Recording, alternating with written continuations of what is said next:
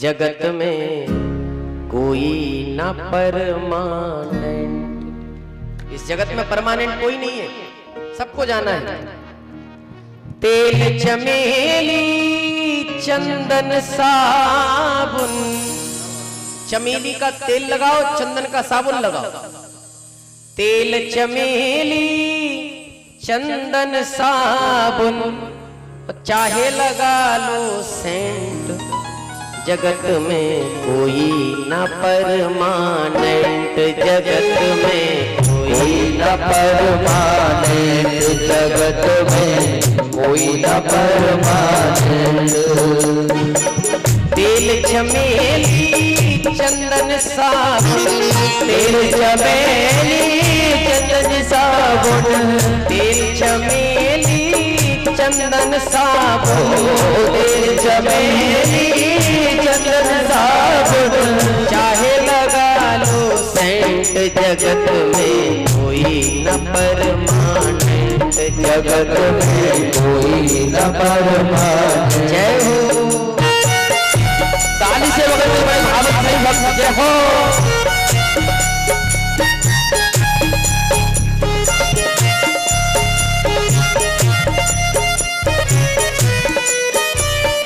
श्री हरि।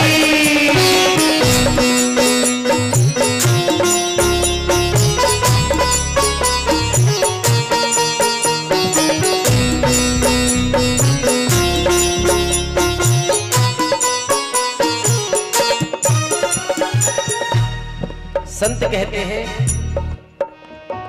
आवागमन लगी दुनिया में, जगत है रेस्टोरेंट रे प्यारे, जगत है रेस्टोरेंट रे प्यारे, जगत है रेस्टोरेंट। आवागमन लगी दुनिया में, जगत है रेस्टोरेंट रे प्यारे, जगत है रेस्टोरेंट रे प्यारे, जगत है रेस्टोरेंट। अंत समय में उड़ जाएंगे, अंत समय में उड़ जाएंगे तेरे तंबू टेंट, जगत में कोई न परमानेंट। जगत में कोई न परमानेंट, जगत में कोई न परमानेंट, जगत में कोई न परमानेंट। दूसरी पंक्ति में साधक कहता है आप कहीं भी घूमो, चाहे किसी तीर्थ में जाओ, चाहे किसी शहर में जाओ, कहीं भी जाओ, पर भगवान का नाम जरूर अपनी जिह्वा पर रखना, तो कल्याण हो जाएगा। नहीं, तीर्थ में जाने पर भी आपका कल्याण नहीं है यदि जिह्वा पर भगवान का नाम नहीं है। हरिद्वार चाहे मथुरा काशी, घूमो दिल्ली कैंट रे प्यारे, घूमो दिल्ली कैंट रे प्यारे, घूमो दिल्ली कैंट। हरिद्वार चाहे मथुरा काशी, घूमो दिल्ली कैंट रे प्यारे, दिल्ली घूमो कैंट रे प्यारे, घूमो दिल्ली कैंट। मन में नाम प्रभु का राखो, मन में नाम प्रभु का राखो, मन में नाम प्रभु का राखो, मन में नाम प्रभु का राखो। धोती पहनो या पैंट, जगत में कोई ताली से जगत में कोई न परमानेंट, जगत में कोई न परमानेंट, जगत में कोई न परमानेंट।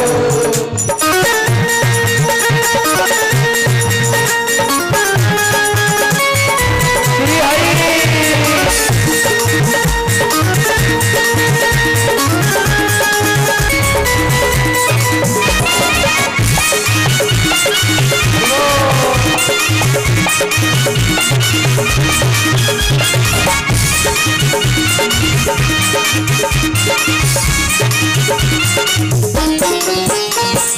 राष्ट्रपति या जनरल कर्नल, चाहे हो लेफ्टिनेंट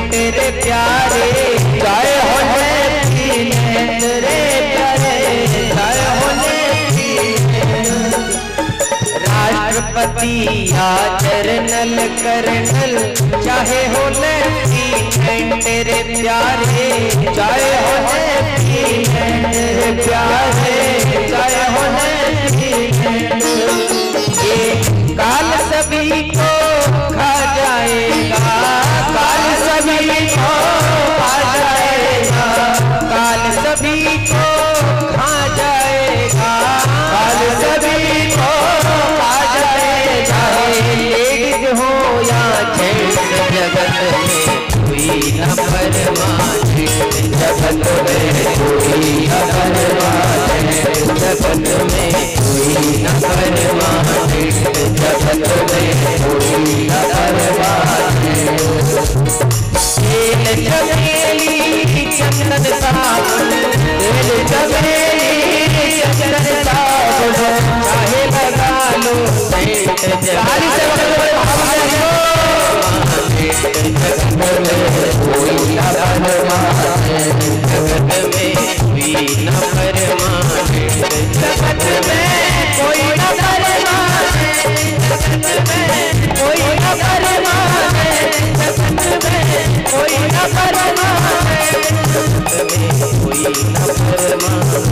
जगत में कोई न परमानेंट।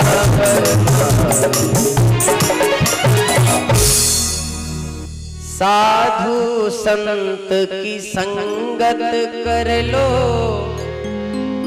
ये सच्ची गवर्नमेंट रे प्यारे, ये सच्ची गवर्नमेंट। लाल सिंह कहे इस दफ्तर से,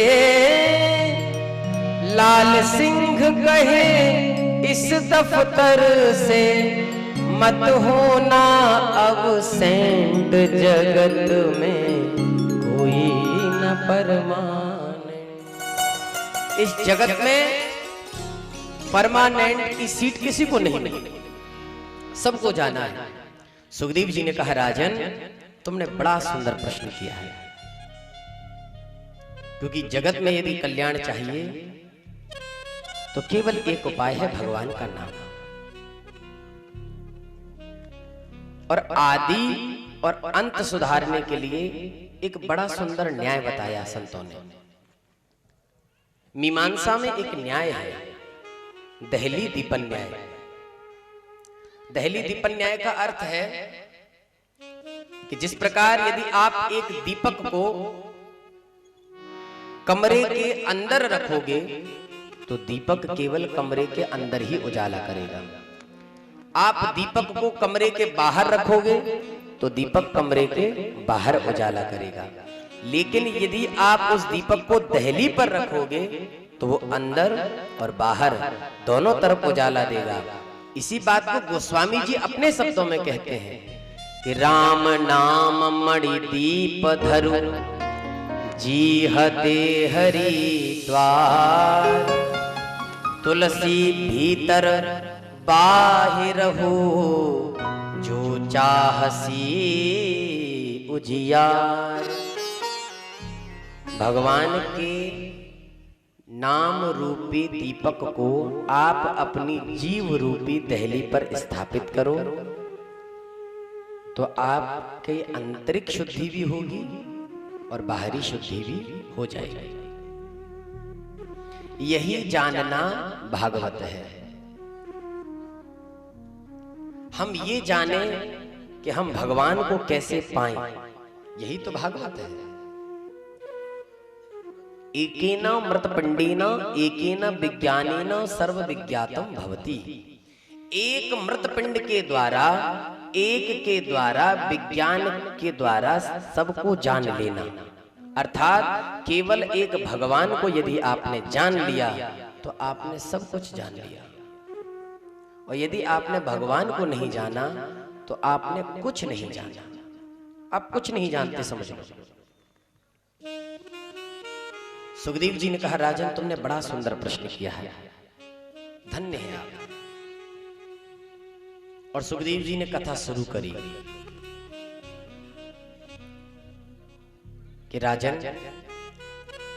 जीव का आधा जीवन जो है वो रात को सोने में गुजर जाता है। निद्रया ह्रियते नक्तम व्यवायेन चवावयः दिवाचार्थे हया राजन कुटुंब भरणेन वा। राजन, व्यक्ति की जो रात है वो तो सोने में गुजर जाती है, और बचा दिन तो चा अर्थे हया राजन, धन कमाने में और कुटुंब का भरण पोषण करने में दिन चला जाता है। भूल गया राग रंग, भूल गया खजड़ी, तीन चीज याद रहा, नून तेल लकड़ी। यही याद रहता है। घर में नमक खत्म है, घर में तेल नहीं है, लकड़ी की व्यवस्था करनी है। दिवाचार्थे हया राजन कुटुंब भरणेन वा।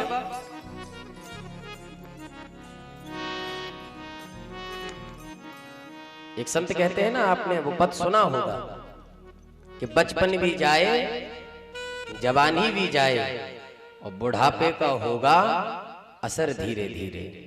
चली जा रही है उम्र धीरे धीरे, उम्र तो चली जा रही है।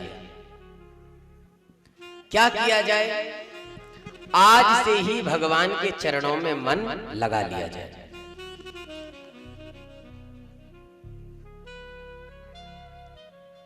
प्रार्थना की जाए कि हमारा मन आज से ही भगवान के चरणों में लग जाए। कथा को आगे बढ़ाने से पहले मैं एक प्रसंग पे आऊंगा। क्षमा कीजिएगा, मैंने प्रसंग छोड़ा। संत कहते हैं कि कथा में विघ्न करने वाले को बड़ा पाप लगता है, ये ध्यान रखना।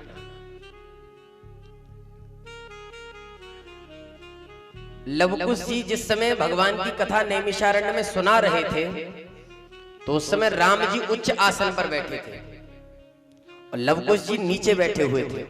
तो राम जी को लगा कि मेरे द्वारा व्यास गद्दी का अपमान हो रहा है, मेरे द्वारा व्यास गद्दी का अपमान हो रहा है। राम जी ने कहा मुझे नीचे बैठना चाहिए, और राम जी नीचे बैठने के बारे में सोचने लगे। फिर अचानक राम जी के मन में एक प्रश्न आया कि यदि मैं उठा तो जितने लोग कथा में मन लगाए हैं, इन सब का मन जो है ये भटक जाएगा, और मन भटक गया तो कथा में विघ्न हो जाएगा, और कथा में यदि विघ्न हो गया तो पाप हो जाएगा। तो राम जी इस तरीके से उतरे कि किसी ने उनको देख तक नहीं पाया, और धीरे धीरे दबे पांव राम जी नीचे जाकर बैठ गए कथा सुनने के लिए, कि कथा में विघ्न ना हो। और मैं कथा सुनाता जा रहा हूं, फिर भी सामने भैया पानी पिलाते जा रहे हैं। देखो भैया पानी मत पिलाओ, आप यदि जल पिलाएंगे तो 10 लोगों का ध्यान आप पर जाएगा, वो 10 लोगों का ध्यान आप पर जाएगा, मेरा ध्यान उन पर जाएगा। बोल वृंदावन बिहारी लाल की जय। जय जय श्री राधे। महात्म्य में यही कल बताया गया था कि नोपवासो परम प्रोक्तः कथा विघ्न करो यदि उपवास भी आपकी कथा में विघ्न कराता है तो वो उपवास भी श्रेष्ठ नहीं है, वो व्रत भी श्रेष्ठ नहीं।